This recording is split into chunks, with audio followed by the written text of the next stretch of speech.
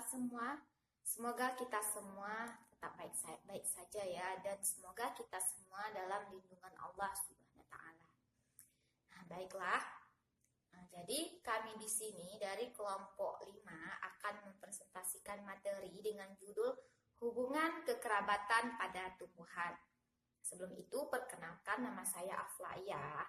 Kemudian teman-teman saya Muna Ruslia, Nadiatul Asra, dan Alfira. Nah, jadi yang pertama yang akan saya jelaskan itu adalah hubungan kekerabatan pada tumbuhan. Jadi apa itu hubungan kekerabatan pada tumbuhan? Nah, jadi hubungan kekerabatan pada tumbuhan adalah hubungan antara tumbuhan yang satu dengan tumbuhan yang lainnya. Nah, jadi hubungan kekerabatan pada tumbuhan ini merupakan aspek yang dipelajari pada taksonomi tumbuhan dengan berdasarkan pada pendekatan genetik, pendekatan kladistik, dan klasifikasi evolusi. Nah, mengenai hal itu tadi kita mendengar ada pendekatan genetik, ada pendekatan kladistik, dan klasifikasi evolusi. Nah, apa itu pendekatan genetik, dan apa itu pendekatan kladistik, dan apa itu pendekatan dan apa itu klasifikasi evolusi? Nah, jadi pendekatan genetik adalah hubungan kekerabatan pada tumbuhan yang dengan menggunakan semua ciri yang sama. Nah, semakin besar persamaannya, maka semakin dekat hubungan kekerabatannya. Nah, jadi jumlah ciri yang diamati pada pendekatan genetik ini paling sedikit ada 50 ciri. Nah, dari ciri morfologi tersebut nantinya akan diamati dengan menggunakan metode pengelompokan. Nah, jadi metode pengelompokan yang paling sering digunakan pada pendekatan genetik ini adalah metode numerik. Nah, jadi langkah-langkah kerja metode numerik ini adalah yang pertama, kita terlebih dahulu menentukan objek studi satuan taksonomi operasional atau STO yang akan diamati atau yang akan diteliti. Nah, yang kedua, kita mengidentifikasi semua ciri morfologi dari masing-masing satuan taksonomi operasional atau STO. Nah, yang ketiga itu kita mendeskripsikan dan pengukuran terhadap ciri-ciri yang ada. Nah, yang keempat itu yang terakhir yaitu kita menyusun ciri dari setiap masing-masing satuan taksonomi operasional ke dalam tabel untuk memudahkan kita pada saat melakukan pengamatan. Nah, jadi pada saat melakukan pengamatan, apabila ada persamaan atau apabila ada ciri yang sama antara satu jenis dengan jenis yang lainnya, kita dapat menuliskannya dengan angka 1. Nah, apabila tidak ada ciri yang sama antara satu jenis dengan jenis yang lainnya, kita dapat menuliskannya dengan angka 0. Nah, mengenai hal itu tadi kita mendengar mendengar kata STO atau Satuan Taksonomi Operasional.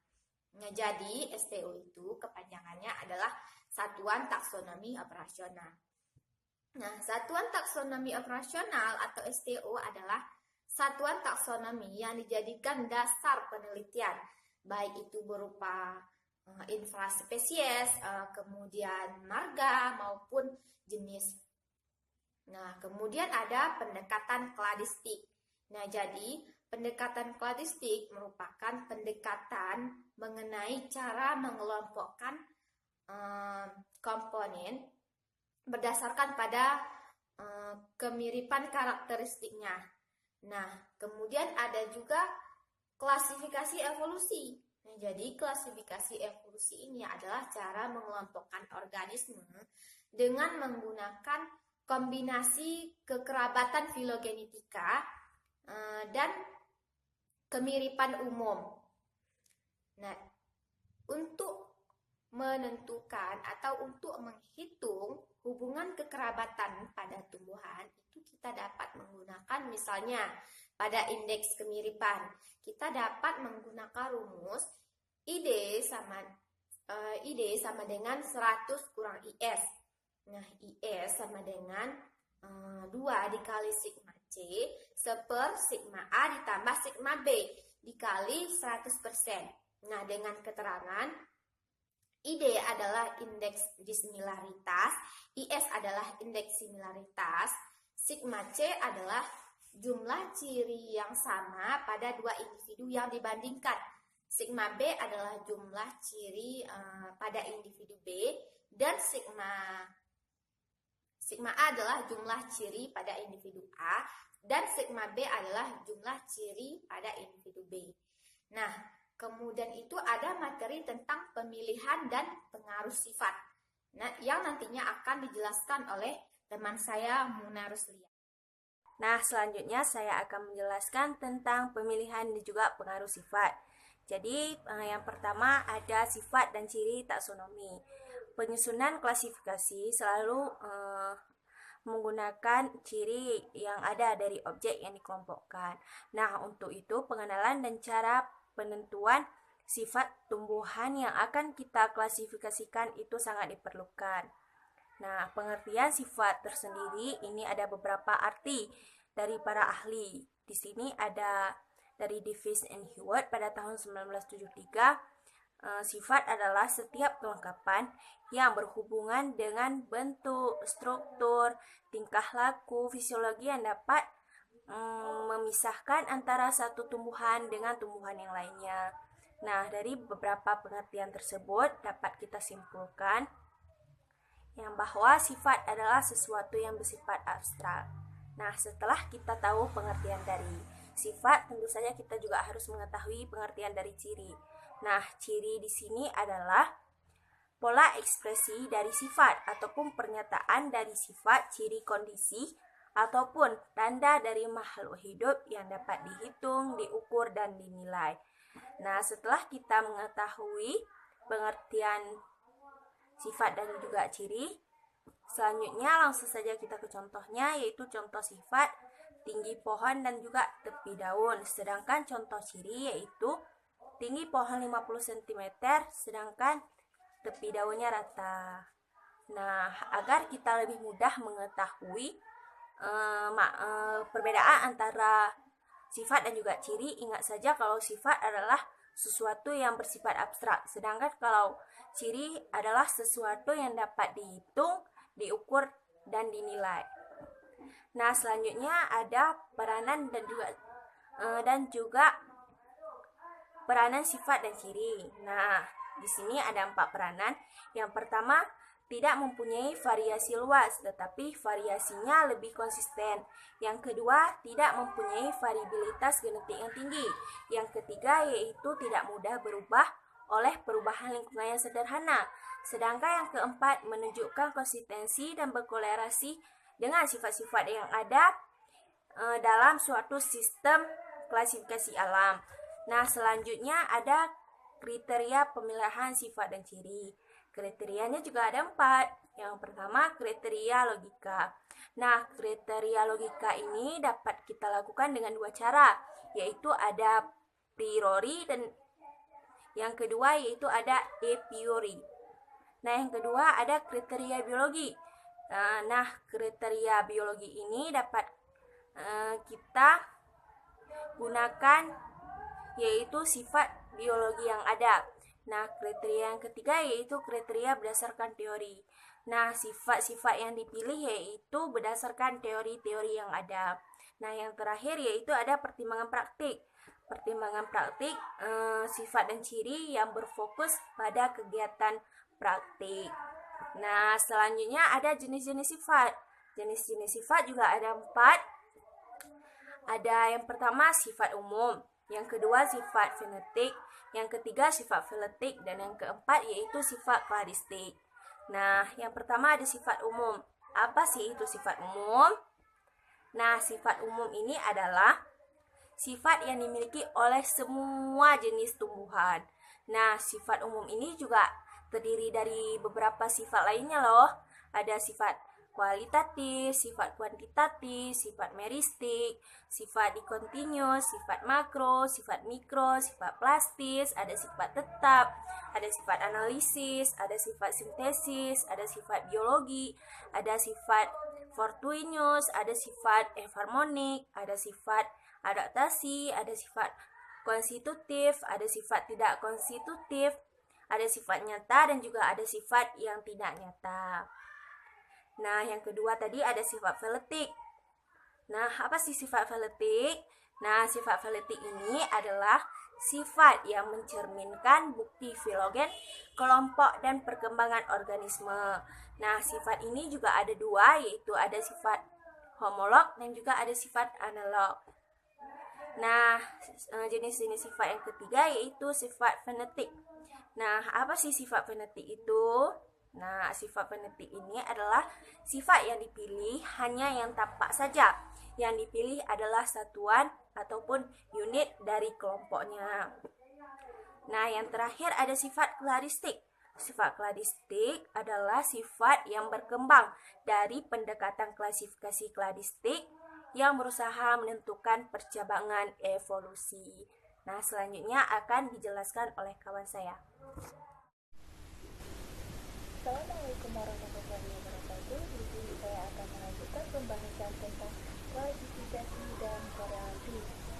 Kita akan membahas kata dari klasifikasi dan korelasi. Yang pertama ada klasifikasi. Klasifikasi adalah penyusunan bersistem dalam kelompok atau golongan menurut standar yang telah ditetapkan. Yang kedua ada korelasi. Korelasi adalah teknik analisis dalam statistik yang digunakan untuk mencari hubungan antara dua variabel yang bersifat kuantitatif.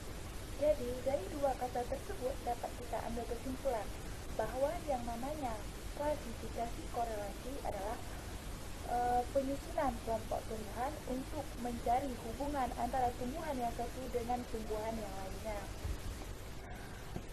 Menurut Loveless, klasifikasi itu didasarkan pada korelasi sejumlah besar karakter yang sama dianggap lebih dekat kekerabatannya daripada dua tumbuhan yang hanya memiliki beberapa persamaan karakter saja.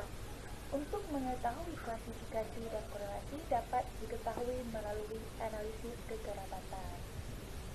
Analisis kekerabatan setiap genus yang diamati dapat dihitung menggunakan indeks kemiripan atau indeks kemiripan ini terbagi menjadi dua. Yang pertama ada pengukuran kemiripan ataupun disebut juga dengan indeks similaritas, dan hasil pengukuran menunjukkan semakin besar indeks similaritas yang dimiliki oleh satu tumbuhan, maka semakin dekat pula hubungan kekerabatan antara tumbuhan yang satu dengan tumbuhan yang lainnya. Berikut ini adalah matriks indeks similaritas dan indeks dissimilaritas. Dapat dilihat pada gambar di atas.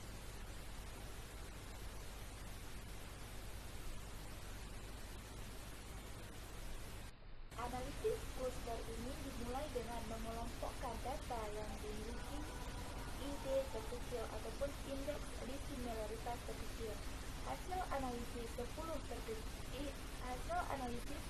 indeks dissimilaritas terkecil itu 18% dari genus Euphorbia dan Pedilastose, sehingga menunjukkan kekerabatan paling dekat.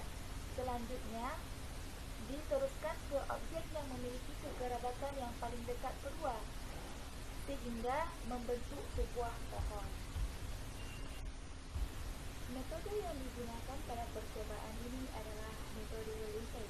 Metode ini mengelompokkan dua objek yang memiliki kekerabatan terlebih dahulu. Maka pada tahapan banyaknya kluster berkurang satu pada setiap tahapannya. Metode ini menghasilkan single link cluster yang disajikan dalam bentuk diagram.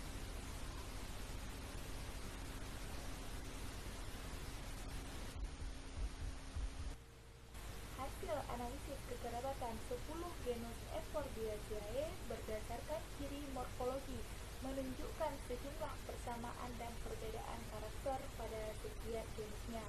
Pasangan genus yang berkerabat dapat memiliki banyak perbedaan karakter.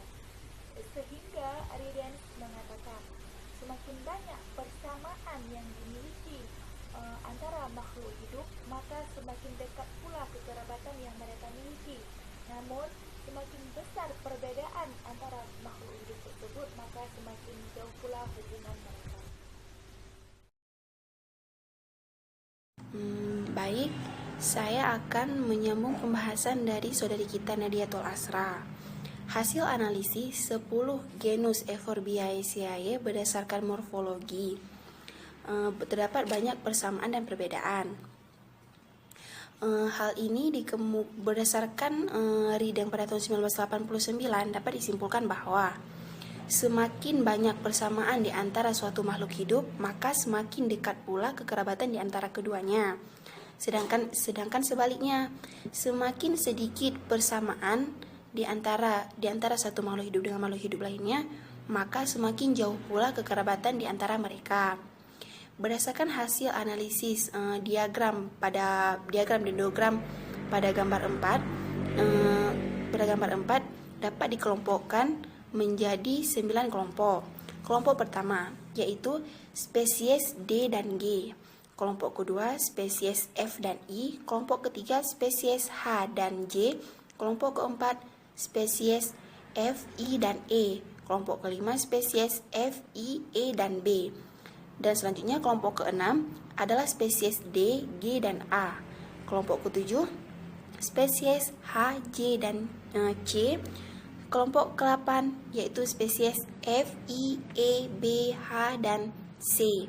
Dan yang terakhir yaitu spesies ke-9 yaitu spesies D, G, A, F, I, E, B, H, J, dan C. Dan kita akan membahas spesies pertama. Pasangan ini memiliki banyak kesamaan karakter, dan mereka terdapat 23 karakter pada kedua spesies tersebut, yaitu kesamaan karakter itu terdapat 23 karakter yang sama. Yang pertama yaitu memiliki jenis habitus semak, sifat batangnya herba, percabangannya monopodial, warna getah putih, warna permukaan batang hijau, permukaan batangnya licin, daunnya tunggal, tepi daun rata, permukaan daun licin, duduk daun berseling, pertulangan daunnya menyirip, dan bunganya adalah bunga majemuk tak berbatas. Letak bunga pada ujung tangkai memiliki tenda bunga, bentuk buah bulat telur, berarti agak sedikit lonjong ya. Beruang 3, warna biji muda putih, warna biji mudanya putih, biji tuanya berwarna coklat, bentuk biji bulat telur, dan yang terakhir yaitu jumlah bijinya ada 3. Itu pasangan yang pertama. Pasangan yang kedua yaitu Manihot esculenta ataupun spesies F dan Ricinus communis, yaitu yang dilambangkan dengan I besar. Memiliki hubungan kekerabatan dengan indeks disimilaritas 25% dan indeks similaritas yaitu 75%. Spesies ini memiliki hubungan kekerabatan yang cukup dekat.